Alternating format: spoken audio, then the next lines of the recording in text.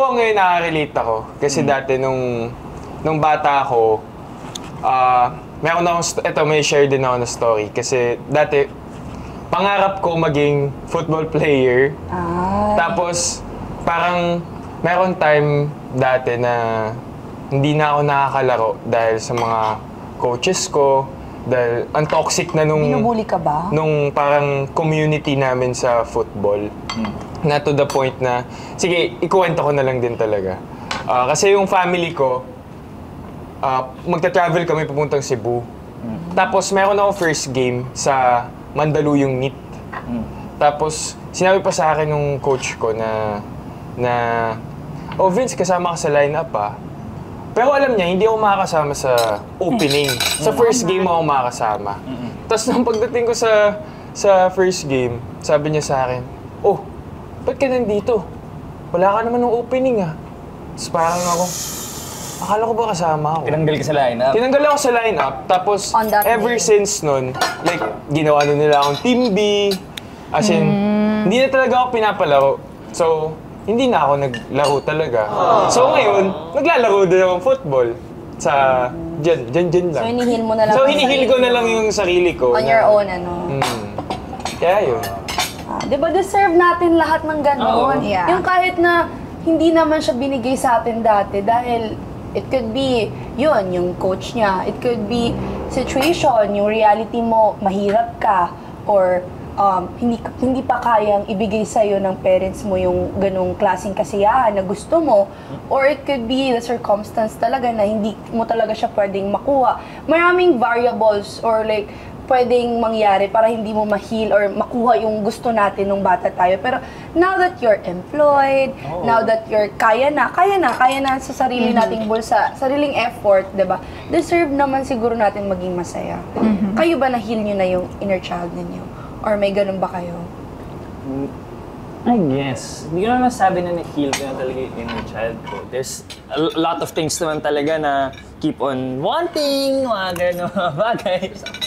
Pero wala, in little ways, I guess, I'm able to bring that childlike joy out, I guess. Ako feeling ko naman, forever na parang forever na meron kang hinihil. Well, sana may dumating sa point na fully healed ka na. Pero I think it's a lifelong process. And I agree with Shuvi na yung pag-heal ng inner child, it's really about yung mga circumstances sa childhood mo na na-traumatize ka or gave you sadness, ganyan, na ngayong bata ka na at mas may control ka na, mas may agency ka na sa sarili mong buhay. Kaya mong baguhin, kaya mong i-shift, or like, bawa ako, when I was younger, tapos nakwento ko na din to sa Triggered na binubully ako dahil morena ako, dahil maitim ako, ganyan. So, ngayon na I'm older na, I heal that part of me by embracing my skin color. Yung last ko na role sa theater, ang description talaga niya, dark skin. Like, ine-embrace ko yung part na yun ng sarili ko. Dahil maganda ka. Salamat. Maganda Likewise. Ako, I'd like to specify lang kasi lahat naman tayo, di ba, yung ganyan, ganda mo rin. Ako talaga, reality to guys, yung bata ka, tas may nilalaro yung kaibigan mo. Tapos hindi mo makuha ba yung laruan na yun dahil hindi kaya ng parents mo bilhin yung para sa'yo. Yun yung parang, alam mo yung tingin ka na lang hanggang tingin ka na lang. Siyempre, Kiram-kiram ka na. hindi ka naman yung parang bata na, mag-tantrums ako kasi... Sorry. Wow! Ito na. Yahoo! Uy, masarap din to, mango, This is diba? the chicken mango roll and I'm excited for Wow. that. I love that! Ang sarap din Tuloy mo, paano mo hinil yung inner child mo, Shubi? Oo, ito. Ayan na ba yung... ayan na yung paborito. Ay, ayan. Hindi na. Tama na yung inner child Pwede na po natin. i-dish out. Pwede na po ito i-dish out. Ito. Yung trabaho yung dinish out. Hindi, na-try niyo ba yun? Yung parang naglalaro kayo ng mga kaibigan mo, tapos may dala silang Barbie doll ba ngayon or Barbie house na ang laki. Siyempre gusto mo yung dollhouse na... Di naman... Ewan ko din kung bata ako. Gustong-gusto ko yung mga ganun. Hoy, mga ka-triggered! Andiyan na po ang aming pinakahihintay, my favorite. Ribs na Yahoo! Yahoo Ribs! Yahoo! Yahoo! ribs. O, tara, serve na natin to. Tignan nyo naman yan. Alam niyo Nauna na ba ako ang sa At syempre, meron din dito, chicken mango roll.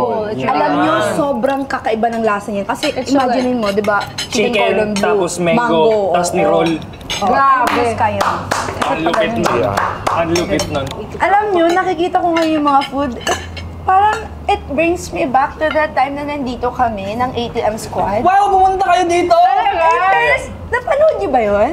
Parang, Hindi, diba? Parang hindi. Panoorin nyo na. Ano bang hinihintay nyo dyan? I-search nyo ngayon, Yahoo ATM Huwag muna Squad. ngayon, after nila panoorin to.